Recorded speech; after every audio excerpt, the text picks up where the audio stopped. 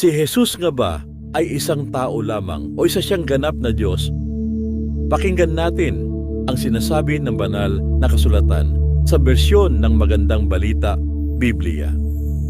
Unang Juan 5:20. At nalalaman nating na parito na ang anak ng Diyos at binigyan niya tayo ng pangunawa upang makilala natin ang tunay na Diyos at tayo'y nasa tunay na Diyos sa kanyang anak na si Hesukristo. Siya ang tunay na Diyos at buhay na walang hanggan. Juan 8:58. Sumagot si Jesus, pakatandaan ninyo, bago pa ipinanganak si Abraham, ako ay ako na. Sinabi rin ni Jesus sa Juan 10:30, ako at ang Ama ay iisa. Wika naman ni Thomas kay Jesus sa Juan 20:28, Panginoon ko at Diyos ko. Sa pahayag 1:8 sinabi ni Jesus, ako ang Alpha at ang Omega, sabi ng Panginoong Diyos, na makapangyarihan sa lahat ang kasalukuyan, nakaraan at darating.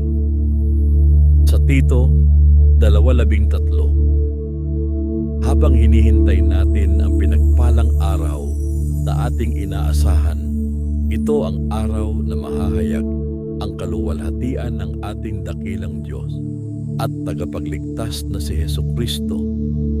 Isaya 6:6, sapagkat isinilang ang isang sanggol na lalaki para sa atin.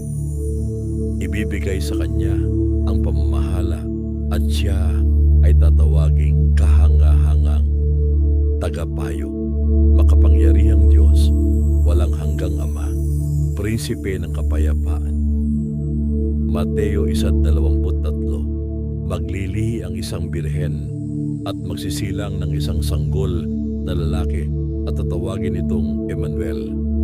Ang kahulugan nito ay kasama natin ang Diyos.